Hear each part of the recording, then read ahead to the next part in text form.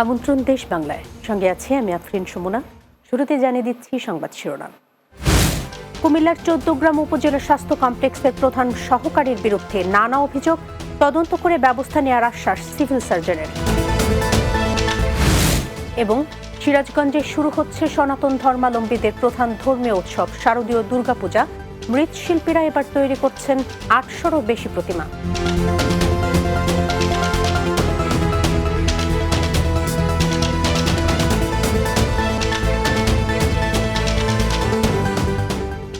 শুনছিলেন শিরোনাম, এবার বিস্তারিত।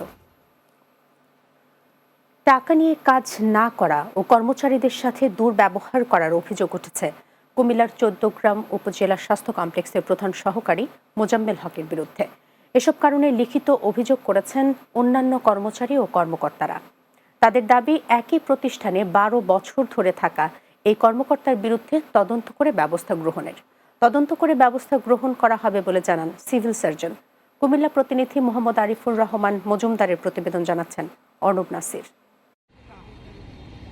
টাকা ছাড়া কোনো কাজই করেন না কুমিল্লার ১৪ গ্রাম উপজেলা স্বাস্থ্য কমপ্লেক্সের প্রধান সহকারী মোজাম্মেল হক। দীর্ঘ ১২ বছর ধরে একই জায়গায় রহস্যময়ভাবে কাজ করছেন তিনি। স্টাফদের যে কোনো অফিসিয়াল কাজে হাত দেওয়ার আগেই তার অংশ বুঝিয়ে দিতে হয়। অবসরপ্রাপ্ত বৃদ্ধ কর্মকর্তারাও হয়রানির শিকার হয়েছেন তার কাছে। এ বিষয়ে সিভিল সার্জন বরাবর ৭৩ জনের স্বাক্ষরসহ অভিযোগ জমা দিয়েছেন প্রতিষ্ঠানে কর্মরত ও অবসরপ্রাপ্ত কর্মকর্তা কর্মচারীরা। ১৫,০০০ টাকা দিয়েছি, সে বলছে আমার সব কাগজপত্র ঠিক করে দিবে, কিন্তু এখন পর্যন্ত সে কাগজপত্র ঠিক করে দেয় নাই। আমাকে যে কোনো কাজ করাতে গেলে প্রত্যেকটা ফাইলে ওনাকে টাকা দিতে হয়, নইলে হয়রানি করতে হয়। সিএস অফিসে টাকা দেওয়া লাগে, অমুক জায়গায় টাকা দেওয়া লাগে, অমুক জায়গায় টাকা দেওয়া লাগে, এইসব কথা বলে টাকা নেয় আর সবাইকে হয়রানি করে। অভিযুক্ত প্রধান সহকারী বলেন, অভিযোগ প্রমাণিত হলে বিচার মেনে নিব। আরও দুজন কর্তৃপক্ষ আছে, ঠিক আছে না, তাদের যদি অভিযোগ থাকে তারা তো আমার স্যারের কাছে প্রথম অভিযোগ করছি। আমরা সব এই করে যদি আমার যদি অপরাধ থাকে বা আমি যদি এটা করে থাকি, তাহলে আমার যে ব্যবস্থা নেই আমি এটা মাত্রা কিনতে পারি। জেলা সিভিল সার্জন জানান, অভিযোগ প্রমাণিত হলে ব্যবস্থা গ্রহণ করা হবে। তদন্ত কমিটি করে দেবো, তদন্ত কমিটির সাথে তদন্ত করে যে রিপোর্ট দেবো সেই অনুপাতে রিপোর্ট আমরা উচ্চতর কর্তৃপক্ষের কাছে প্রেরণ করব। উপজেলা স্বাস্থ্য কমপ্লেক্সগুলো দেশের প্রান্তিক জনগোষ্ঠীকে সেবা দিয়ে যাচ্ছে। এই প্রতিষ্ঠানগুলো সম্পূর্ণ দুর্নীতিমুক্ত থাকবে, এমনটাই প্রত্যাশা সেবাগ্রহীতাদের। News desk, Bangla TV. সনাতন ধর্মাবলম্বীদের প্রধান ধর্মীয় উৎসব শারদীয় দুর্গাপূজায় তাদের প্রতিমা তৈরি প্রায় শেষ পর্যায়ে। দুর্গা, সরস্বতী, লক্ষ্মী, কার্তিক ও গণেশকে অপরূপ রূপে মনের মাধুরী দিয়ে রং তুলিতে ফুটিয়ে তুলছেন মৃৎশিল্প কারিগররা। সিরাজগঞ্জের কামারখন্দ উপজেলার ভদ্রঘাট পালপাড়া এই মৃৎশিল্পের জন্য একটি পরিচিত স্থান। এবার পূজায় ১/২ শতাধিক বাড়িতে প্রস্তুত হচ্ছে ৮ শতাধিক দুর্গা প্রতিমা। একই সাথে আগাম তৈরি করা হচ্ছে লক্ষ্মী ও বিশ্বকর্মা প্রতিমা। পুঁজির অভাব, যাতায়াতের রাস্তার সমস্যা, নিরাপত্তা সহ সম্প্রতি পরিস্থিতি পরিদর্শন করেন জেলা প্রশাসকের নেতৃত্বে প্রতিনিধি দল। ৩৫০ মিটার রাস্তা আমরা সহসায় করে দেব। এছাড়া পালপাড়ার শিল্পীদের জন্য এখানে দাবি উঠেছে যে একটি স্বতন্ত্র জায়গায় শেড নির্মাণ করার জন্য, সেটা আমরা দেখে ব্যবস্থা নেব। আসন্ন শারদীয় দুর্গাপূজা উপলক্ষে বরিশালে আইন শৃঙ্খলা সংক্রান্ত মতবিনিময় সভা অনুষ্ঠিত হয়েছে।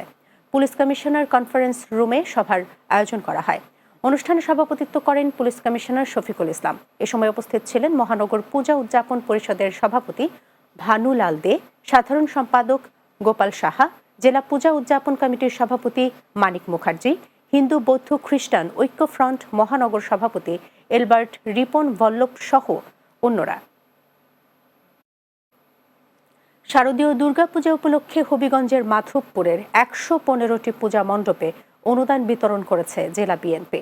মাধবপুর হোটেল হাইওয়ে ইন লিমিটেডের হলরুমে অনুষ্ঠানের আয়োজন করা হয়। এতে প্রধান অতিথি ছিলেন হবিগঞ্জ জেলা বিএনপির সাবেক সভাপতি ও সাবেক সংসদ সদস্য সৈয়দ মোহাম্মদ ফয়সাল।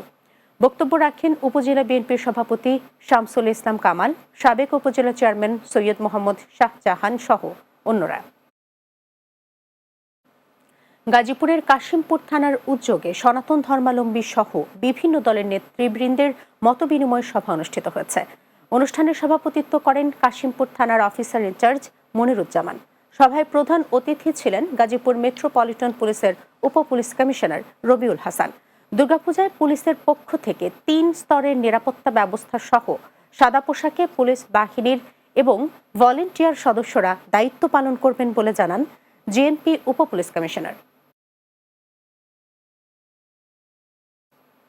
কিশোরগঞ্জের ভৈরব থেকে 102 কেজি গাঁজা ও একটি প্রাইভেট কার জব্দ করেছে র্যাব 14।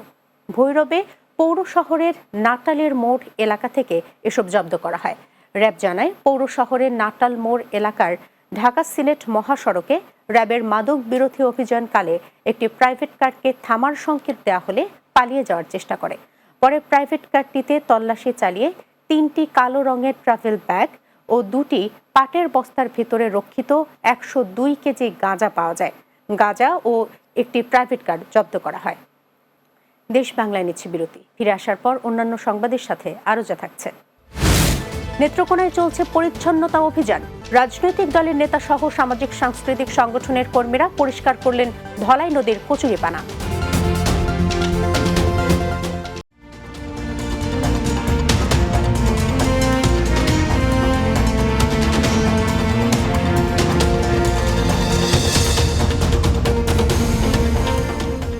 বিরতির পর আবারও স্বাগত দেশ বাংলায়।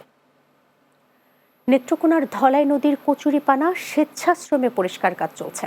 জেলা প্রশাসনের উদ্যোগে বিএনপি, জামাত ইসলামী সহ অন্য রাজনৈতিক দলের নেতারা ছাড়াও বিভিন্ন সামাজিক সাংস্কৃতিক সংগঠনের নেতাকর্মীরা স্বেচ্ছাশ্রমে নদী পরিষ্কারের কাজ করে। শহরের মঈনপুর ব্রিজ এলাকায় নদী পরিচ্ছন্নতার এই অভিযানের উদ্বোধন করেন জেলা প্রশাসক মোহাম্মদ আবদুল্লাহ আল মাহমুদ জামান। এ সময় সাবেক সংসদ সদস্য আশরাফ উদ্দিন খান সহ বিভিন্ন রাজনৈতিক দলের নেতারা উপস্থিত ছিলেন।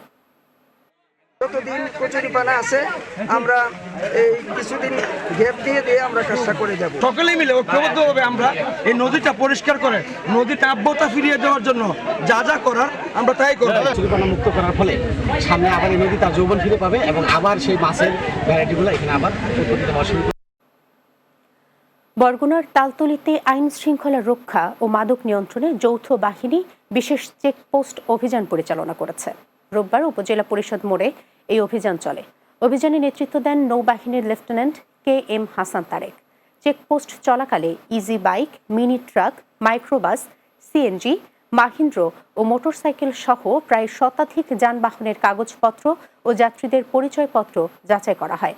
প্রয়োজনীয় কাগজপত্র না থাকায় 3টি মোটরসাইকেলের বিরুদ্ধে মামলা দায়ের এবং 9,000 টাকা জরিমানা আদায় করা হয়। নোয়াখালীর বেগমগঞ্জ উপজেলার জমিদারহাট রেডিয়েন্ট রেসিডেন্সিয়াল স্কুলের পরীক্ষার ফলাফল প্রকাশ ও অভিভাবক সমাবেশ অনুষ্ঠিত হয়েছে। স্কুল হলরুমে এই সমাবেশ অনুষ্ঠিত হয়। স্কুলের প্রধান শিক্ষক MA হাসানের সভাপতিত্বে এতে দৈনিক জাতীয় নিশান পত্রিকার সম্পাদক ও বাংলা টিভি নোয়াখালী জেলা প্রতিনিধি ইয়াকুব নবী ইমন, স্কুলের সহকারী প্রধান শিক্ষক তাসাদ্দেক হোসেন ভূঁইয়া, সিনিয়র শিক্ষক চৈতি সাহা সহ অনেকেই বক্তব্য রাখেন। ব্রাহ্মণবাড়িয়ার নবীনগরে সার্বজনীন গ্রুপের আয়োজনে ফ্রি উদ্যোক্তা তৈরি ও অলরাউন্ডার প্রশিক্ষণ কর্মসূচির 20তম সেশন শেষ হয়েছে। সমাপনী অনুষ্ঠানে 42 জন অংশগ্রহণকারীকে সনদ দেওয়া হয়। অনুষ্ঠানে প্রধান অতিথি ছিলেন মহিলা ডিগ্রি কলেজের সাবেক অধ্যক্ষ কান্তি কুমার ভট্টাচার্য। স্বাগত বক্তব্য রাখেন সার্বজনীন গ্রুপের চেয়ারম্যান মোহাম্মদ হোসেন শান্তি, নবীনগর প্রেস ক্লাবের সাবেক সভাপতি মাহবুব আলম লিটন, ব্যবসায়ী মানিক বিশ্বাস সহ অন্যরা। ভোলার বোরহান উদ্দিনে ফারজানা নামে এক গৃহবধূর যৌতুক মামলা থেকে অব্যাহতি পেতে সংবাদ সম্মেলন করেছেন তার স্বামী মাসুম ও তার পরিবারের সদস্যরা। উপজেলা টবগি ইউনিয়নের দালালপুর গ্রামে তার বাড়িতে সংবাদ সম্মেলনের আয়োজন করা হয়। ভুক্তভোগী মাসুম জানান, টিকটকের মাধ্যমে 7 মাস আগে একই ইউনিয়নের ফারুকের মেয়ে ফারজানার সঙ্গে প্রেমের সম্পর্ক গড়ে ওঠে, বিয়ে হয়। উল্টো বিয়ের 4 দিন পর ভুক্তভোগী মাসুমের বিরুদ্ধে ফারজানা একটি যৌতুক মামলা দায়ের করেন। সংবাদ সম্মেলনে মাসুমের বাবা জসিমউদ্দিন, বড় ভাই মাহফুজ, প্রতিবেশী হোসেন আরা ও মরিয়ম সহ অন্যরা উপস্থিত ছিলেন। নারায়ণগঞ্জের রূপগঞ্জের 21 নম্বর দক্ষিণবাগ সরকারি প্রাথমিক বিদ্যালয়ের প্রধান শিক্ষক হরিকান্ত সরকার দীপকের নানা অনিয়মে ফুঁসে উঠেছে শিক্ষার্থীদের অভিভাবক সহ স্থানীয়রা। তার অপসারণের দাবি পর্যায়ক্রমে মানববন্ধন ও বিক্ষোভ মিছিল করেছে স্থানীয় অভিভাবকরা। রবিবার উপজেলার দক্ষিণবাগ এলাকায় বিদ্যালয়ের সামনের সড়ক অবরোধ করে এই মানববন্ধনে অংশ নেন তারা। অভিযুক্ত ব্যক্তির সাথে যোগাযোগ করলে তিনি ক্যামেরার সামনে কথা বলতে রাজি হননি। এর আগেও এই শিক্ষকের বিরুদ্ধে মানববন্ধন ও সড়ক অবরোধ করেছে অভিভাবক সহ স্থানীয়রা। নরসিংদীর পলাশে বিভিন্ন শিক্ষা প্রতিষ্ঠানের মাঝে ক্রীড়া সামগ্রী বিতরণ করা হয়েছে। রোববার পলাশ উপজেলার ঘোড়াশাল তাপ বিদ্যুৎ কেন্দ্র উচ্চ বিদ্যালয় ও রাবান উচ্চ বিদ্যালয় মাঠে ক্রীড়া সামগ্রী বিতরণ করেন পলাশ উপজেলার সহকারী কমিশনার রাকিন মাসরুর খান। মাহবুব আলম প্রিন্সের ব্যক্তিগত উদ্যোগে এই উপজেলার শিক্ষা প্রতিষ্ঠানের মাঝে এর আয়োজন করে পলাশ উপজেলা প্রেস ক্লাব।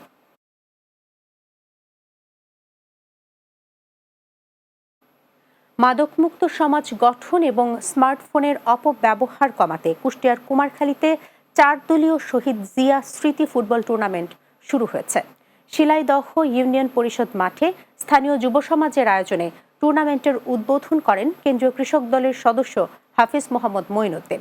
উদ্বোধনী খেলায় টাই ব্রেকারে শিলাইদহ ইউনিয়ন ফুটবল একাদশকে পরাজিত করে জয়লাভ করে সদকি ইউনিয়ন ফুটবল একাদশ। শেষ করছি দেশ বাংলা। যাবার আগে সংবাদ শিরোনামগুলো জানিয়ে দিচ্ছি আরও একবার। কুমিল্লার 14 গ্রাম উপজেলা স্বাস্থ্য কমপ্লেক্সের প্রধান সহকারীর বিরুদ্ধে নানা অভিযোগ, তদন্ত করে ব্যবস্থা নেওয়ার আশ্বাস সিভিল সার্জনের। সিরাজগঞ্জে শুরু হচ্ছে সনাতন ধর্মাবলম্বীদের প্রধান ধর্মীয় উৎসব শারদীয় দুর্গাপূজা। মৃৎশিল্পীরা এবার তৈরি করছেন 800-রও বেশি প্রতিমা। এবং নেত্রকোনায় চলছে পরিচ্ছন্নতা অভিযান। রাজনৈতিক দলের নেতা সহ সামাজিক সাংস্কৃতিক সংগঠনের কর্মীরা পরিষ্কার করলেন ধলাই নদীর কচুরিপানা।